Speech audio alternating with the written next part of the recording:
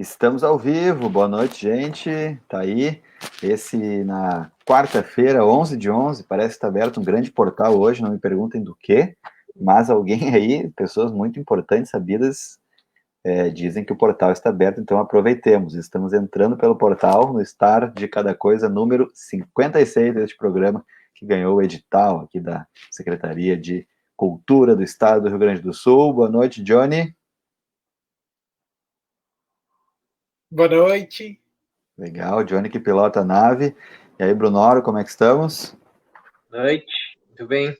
Legal, Brunoro que pilota a pauta, né? Então, estamos ali em cima com os dois comandantes da nave. Então, hoje nós temos uma série de informações, vamos ver em quais a gente vai pousar.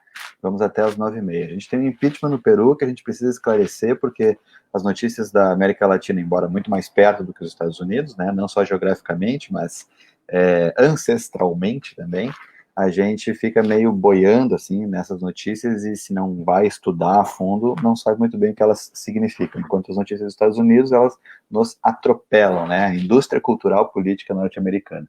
Mas está lá, o presidente interino do Peru promete respeitar o calendário eleitoral, é o Manuel Merino, né? E o Vizcarra, desculpa, ele foi destituído, ele já era o vice-presidente de um que foi impeachmentado em 2016, mas os guris vão explicar isso aí um pouquinho melhor.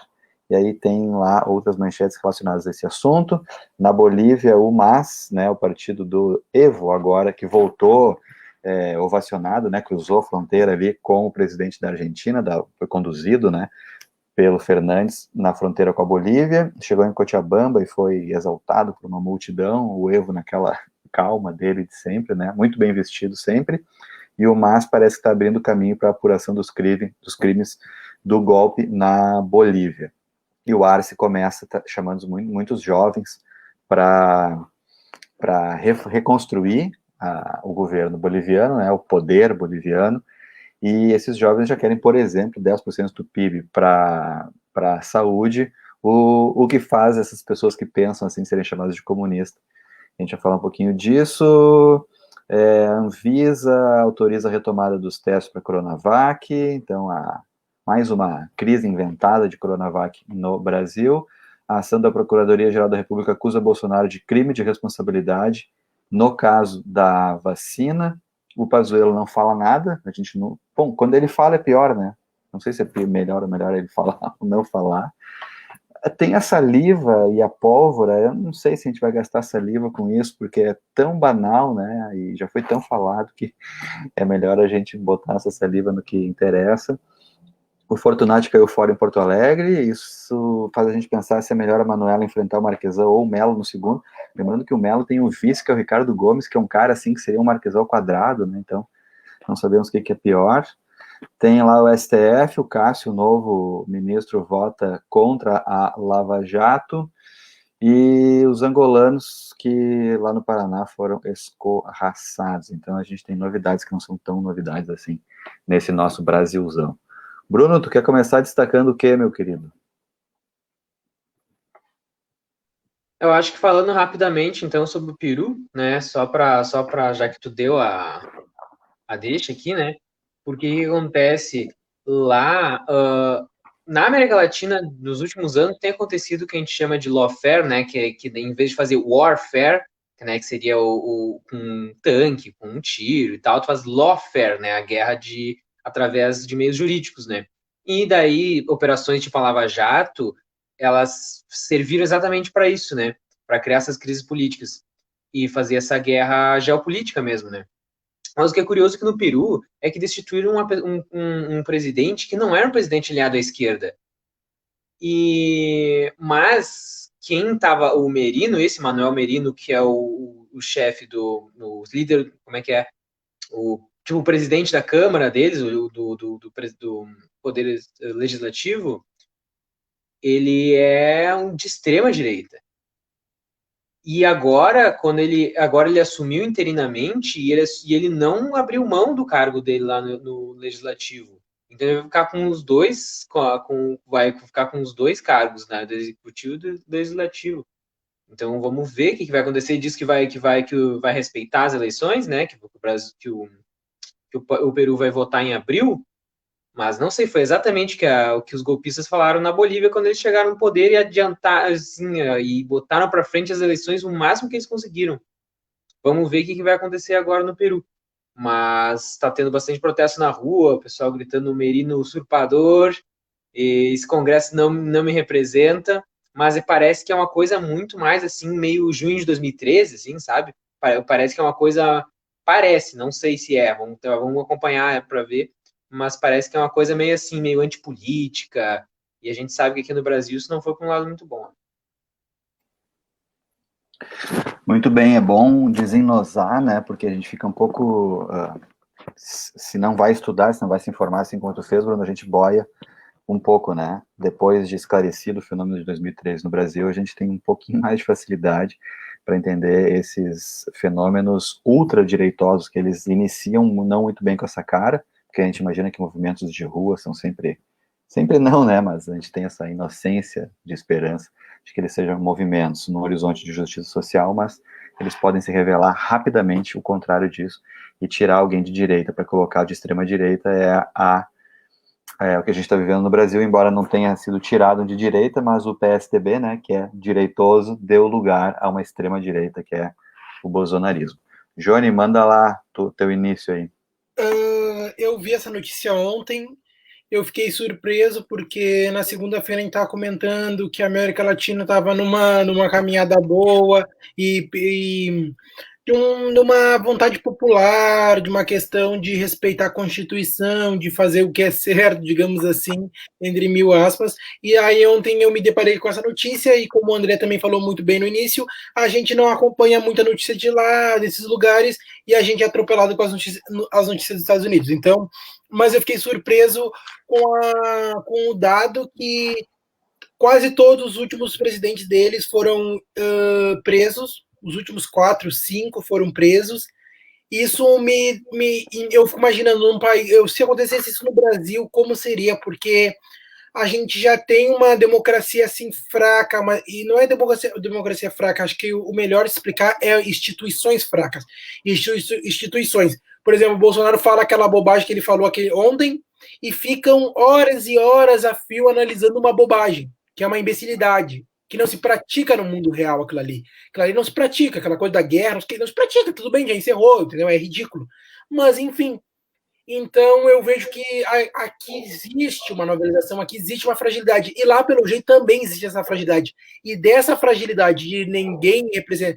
Deles, e é diferente de 2013, inclusive 2013, eu andei estudando, eu escrevi sobre 2013 recentemente com um trabalho da faculdade, então eu tive que revisar, ler coisas, ler artigos e ver vídeos sobre 2013. Mas eu me lembro muito bem de 2013 com a minha memória de pré-adolescente, de adolescente, digamos assim. Enfim, eu acho que 2013 foi uma briga injusta, uma luta, sim, uma reclamação que, óbvio, no Brasil sempre tem motivos para reclamar, sempre tem. Do asfalto ao poste de luz, o SUS, a escola que não funciona, sempre tem. E 2013 se tornou isso, uma reclamação de tudo e que ninguém representava eles. Só que não tinha motivo para isso. E eu destaco isso no meu artigo, que não é um artigo, um trabalhinho só, falando que, por exemplo, a crise de 2008 não nos afetou da forma que afetou outros países. A gente não tinha um desemprego assim escalafobético. A gente estava tudo dentro dos conformes. Óbvio, nível Brasil, as coisas não estavam indo muito bem. Só que a Copa estava vindo, né, em 2014. A Dilma estava lá, ok, o Guidão tinha feito mais ou menos aquelas coisas dele lá, tentando baixar a inflação, taxando luz, aí não sei, fazendo aquelas confusão do Guidão. Mas, tirando isso, não tinha esse cenário de crise. O Haddad na prefeitura fazendo ciclovia, o Alckmin tomando cafezinho. Então, gente, tá tudo tranquilo. E as pessoas se revoltaram, falaram, cansaram de um país assim, que não funcionam as coisas, e aquela pauta difusa que eles não queriam utilizar a eloquência e a articulação política dos partidos e dos movimentos que já têm articulação política, eles não quiseram. Não, ninguém nos representa depois, eu estou falando isso num segundo momento, porque o primeiro momento era os 20 centavos. No segundo momento era isso, ninguém nos representa, e acabou sem atender às reivindicações, tirando os 20 centavos lá que o Alckmin recuou. Teve Copa sim, não ia ter Copa, mas teve Copa. Então, assim, acabou em nada. Por quê? Porque não teve política, não usou a política, não usou os órgãos que já sabem fazer política. É essa loucura de, assim, o indivíduo vai resolver tudo, ninguém nos representa. Agora, no Peru, deve ser essa mesma batida. Porque como teve... Mas ela tem razão. Porque como teve 4, 5 que foram presos, aí eles chegam e falam, esses caras não nos representam. Então, a gente vai tentar fazer a nova política. A gente já conhece essa história. Então, assim, não tem como fazer nova política. É difícil formar uma nova política. É difícil essa articulação, assim, de um monte de gente que nunca fez política, não sabe nada, não sabe como é que se faz, como que se gere, ir pra rua gritar. E a gente viu o que deu em 2015, o impeachment da Dilma, Michel Temer e Bolsonaro. E isso é fruto de 2013. Isso é uma caminhada de 2013. Porque essa coisa de ninguém nos representar. E não querer ajuda e nem se organizar, porque não sabem.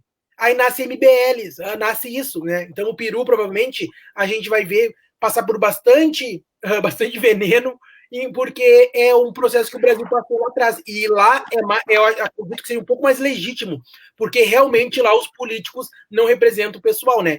4 presos. Muito bem, Johnny. Completa o quadro aí da nossa desinformação construída, né? E das representatividades históricas, inclusive, recentes históricas, desses movimentos. Boa noite para o Matheus Delia, grande cérebro que está aqui conosco de novo. Boa noite para Julinha Cude, querida, que está sempre nos acompanhando, e é um cérebro imenso também, um coração gigantesco. Bom, eu só vou complementar, então, em cima de vocês aqui nos nossos editoriais de início, né?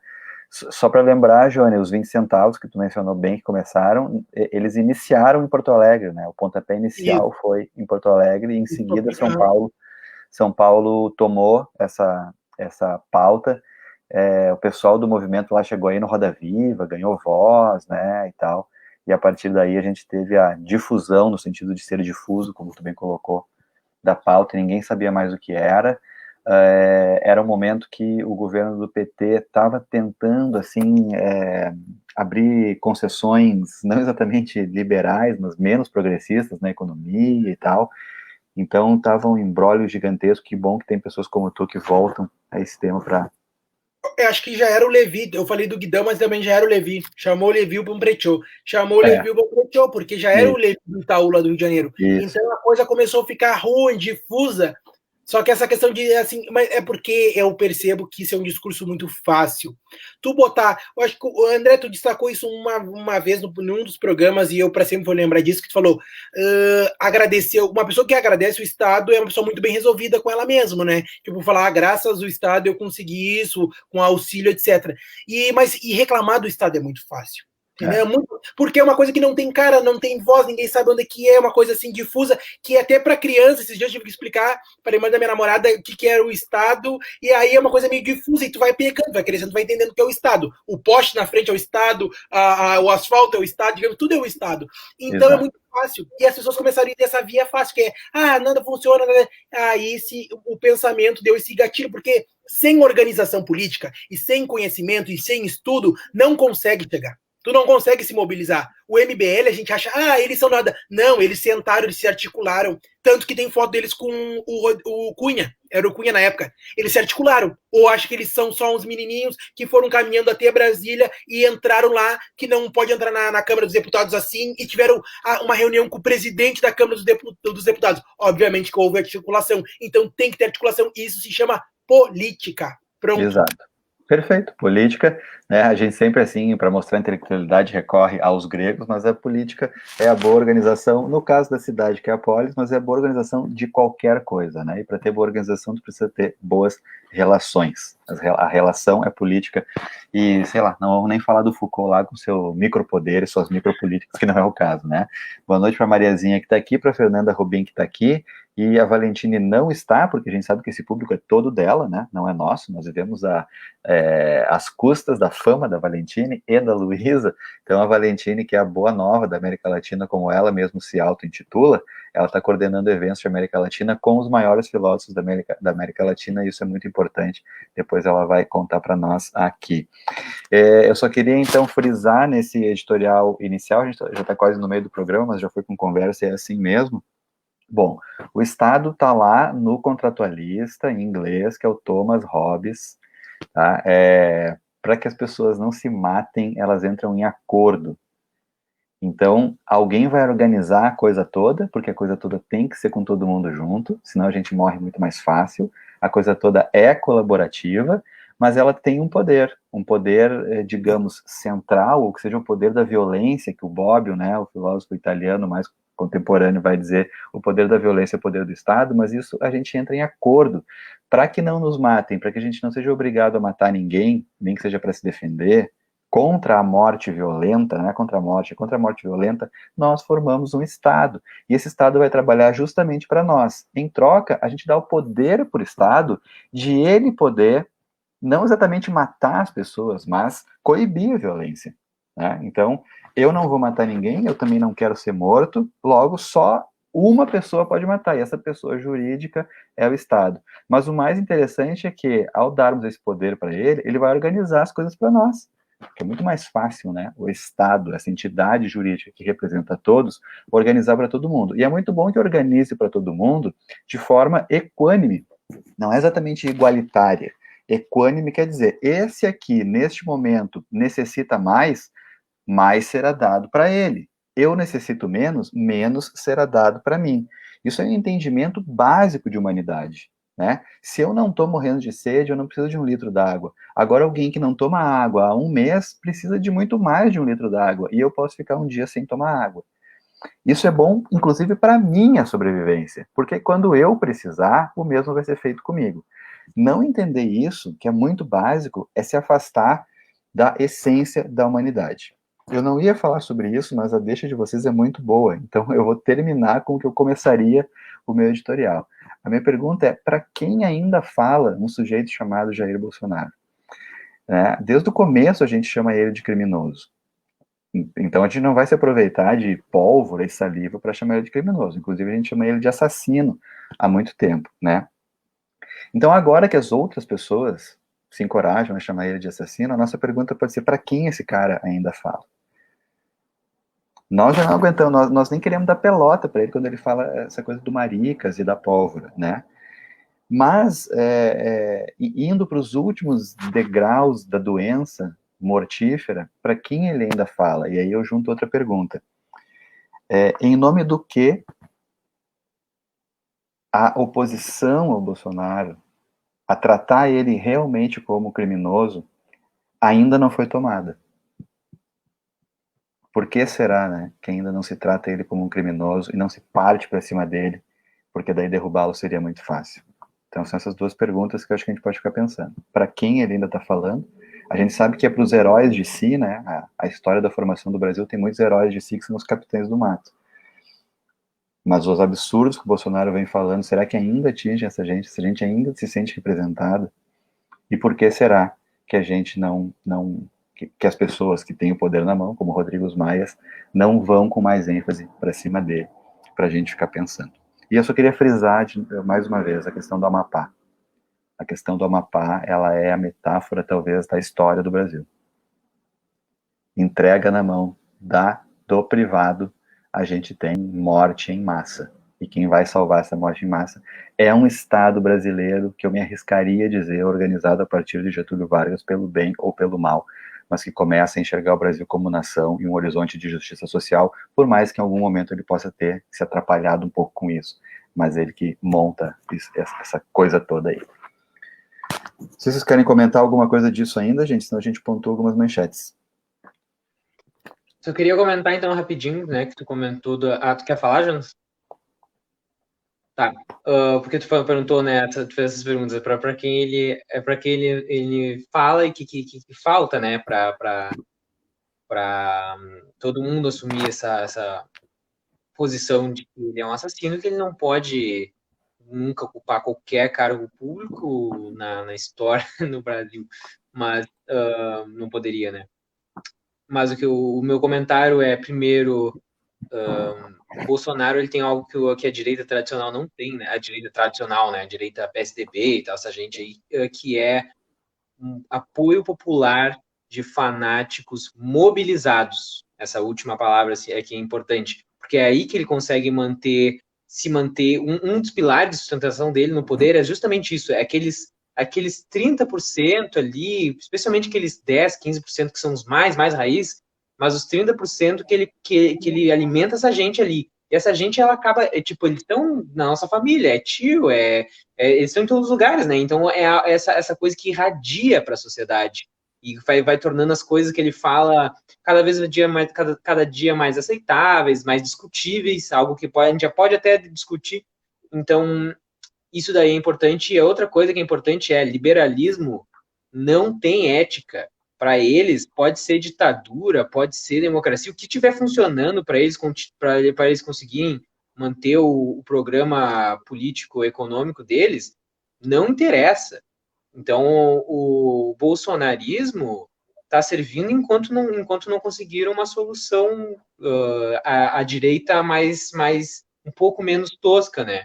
Então, acho que essa gente aí, tá, claro, tem aquele pouquinho que vai ficar Bolsonaro para sempre. Mas agora, eu acho que dos 30%, no momento que aparecer alguém que eles conseguirem. Ah, tá, esse daqui então agora, conseguir largar a mão do Bolsonaro para ir para outro, eu acho que é isso que está faltando. É a tentativa Moro Huck, né? Eles esperam sempre um contexto mundial, assim, para botar a cara. Eleição do Biden, aparece Moro Huck para ocupar essa vaga, né? Não me lembro como é que eu chamei segunda-feira, mas esse espaço em branco ali, eles vão tentar ocupar, perfeitamente colocado. Eu só queria dizer, eu sei que o Johnny quer comentar, mas assim, ó, é muito importante tu falar, porque eles ainda têm 10% mobilizados, que seria o núcleo duro, que a gente pode até considerar uns 30%, tá? A minha questão é que, assim, o progressismo também tinha. Mesmo quando o PT é derrubado, nós temos um núcleo duro de 10% ou até mais, né, mobilizados em relação ao progressismo. Qual é a diferença dessas mobilizações? Por que uma tem que ser derrubada a todo custo e por que a outra não é enfrentada? Né? Mas aí eu acho que a tua resposta é boa, porque quem derruba no Brasil é o liberalismo. Né? Então eles não vão se autoderrubar, mesmo que quem esteja no poder seja um extremismo assassino.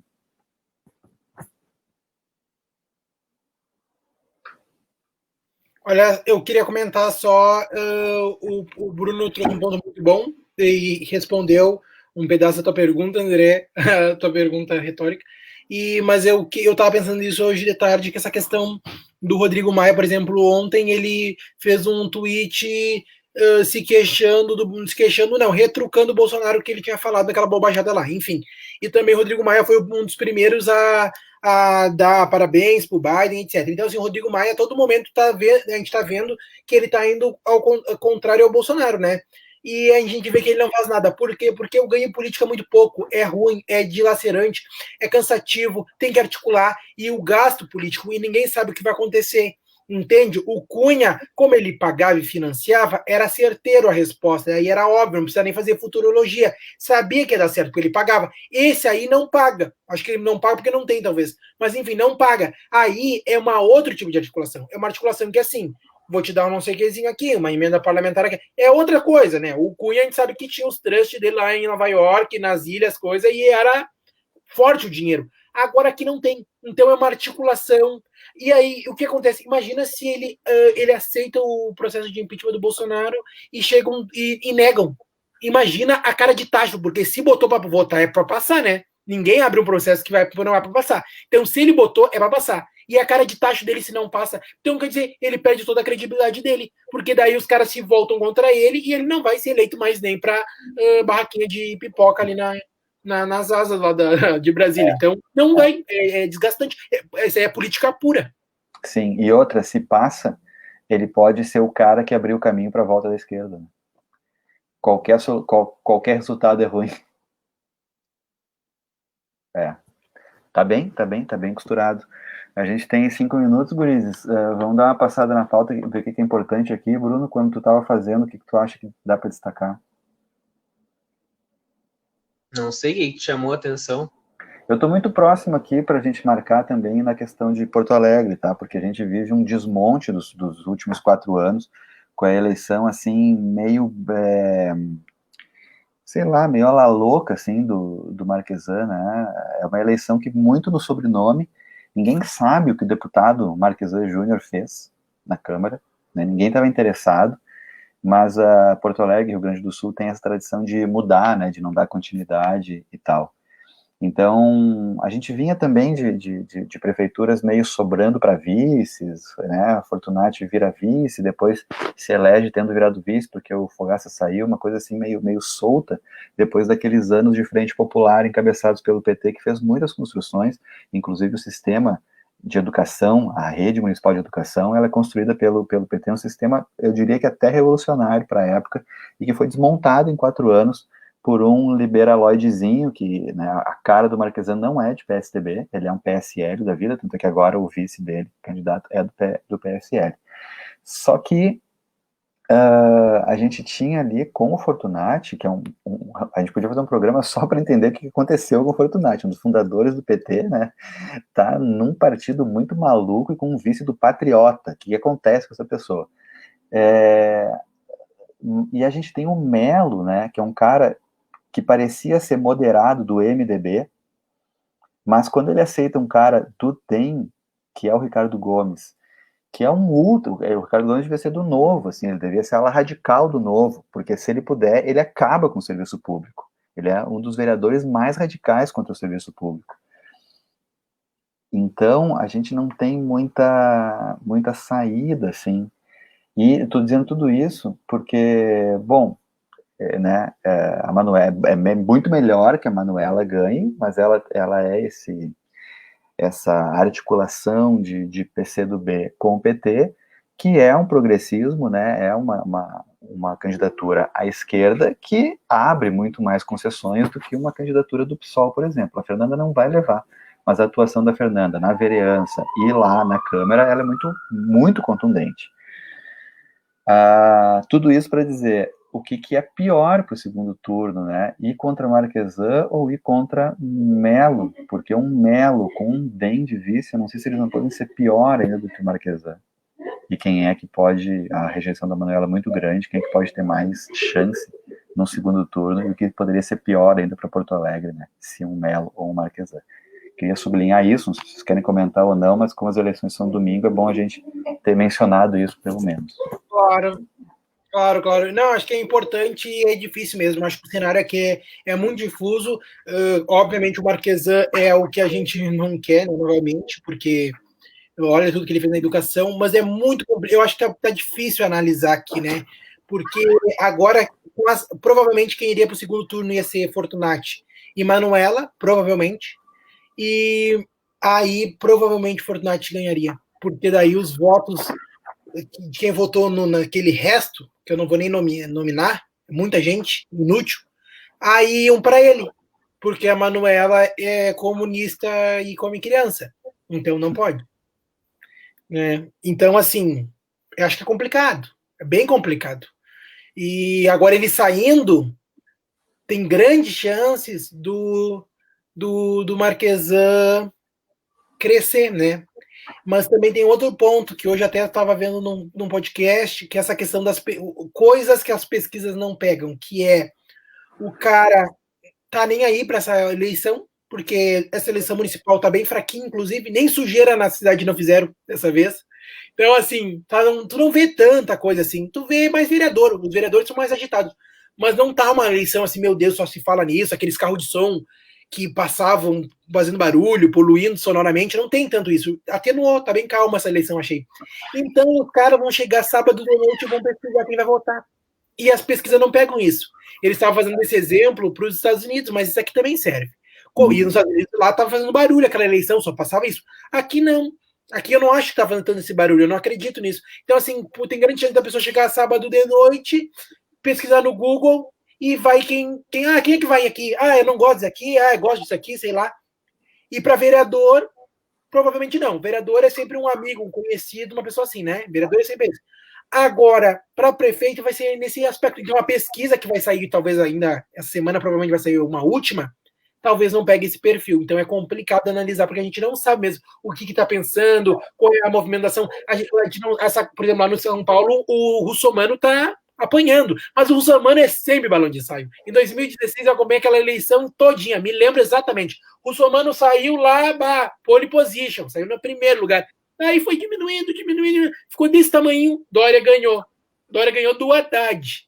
Imagina. Então, assim, o Russomano é para isso. E aqui a gente não sabe o que vai acontecer, né? Que figurinha esse Russomano, né? É um meme ambulante. Meme do mal, né? Meme sem graça. O Matheus está dizendo, a seleção de Porto Alegre não está calma, está patética. Isso pode ser bom, mas parece mais perigoso, pelo que o Jonas destacou. Não é debate, não é proposta, é um antipetismo que mira a Manuela. Isso que ele falou aqui, peraí. É só um antipetismo que mira a Manuela. É verdade. A gente tem que cuidar também, o Johnny falou, com a vereança, né? A gente tem uma Câmara de Vereadores bem retrógrada, é muito difícil ganhar alguma coisa lá, porque tem só votos do PT e do PSOL, nem o PDT volta junto nas causas.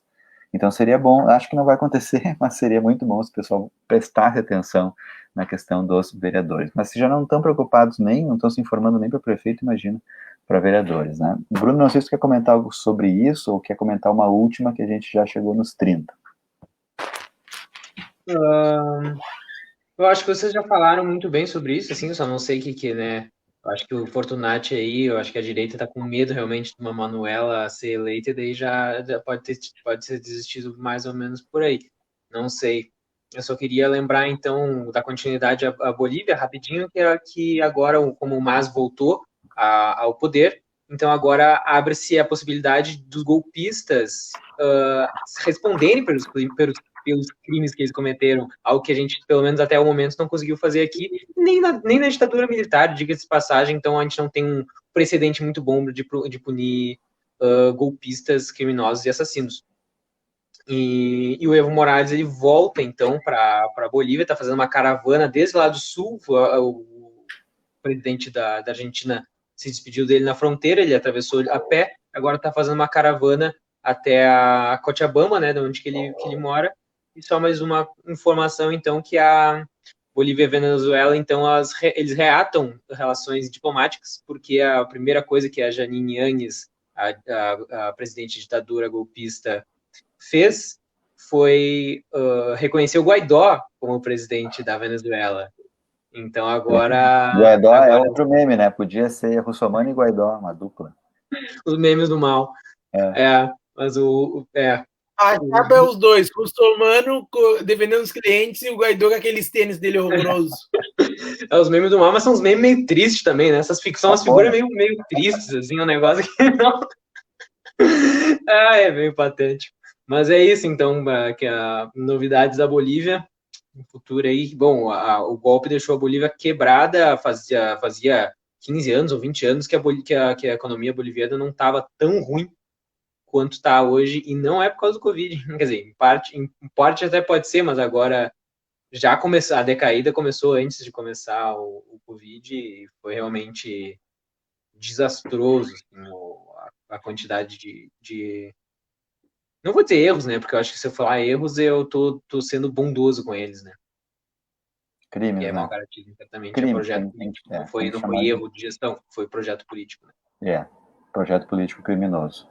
Bom, guris, eu acho então que toda a nossa solidariedade aos angolanos de Maringá, toda a nossa solidariedade àquela mãe índia ali na fronteira com o Paraguai, que está sem seu filho, que me faltou o nome agora do filho, foi tirado pela justiça, né, e está com o pai brasileiro, professor universitário, tem uma campanha aí das mulheres sobre ela, e toda a nossa solidariedade ao povo do Amapá.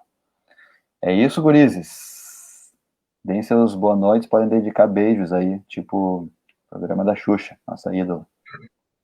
Sim, sendo aqui, como ela dizia lá, quando tinha o programa dos Estados Unidos. Enfim, até semana que vem, e aí semana que vem a gente já vai saber quem também vai estar no segundo turno e a gente comenta sobre isso.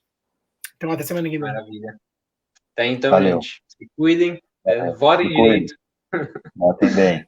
Beijinho para Mari Lipinski, obrigado pela companhia, todos que estiveram aqui. Nos vemos segunda, aproveitem, cuidados em máscara, álcool gel. Beijos, gente.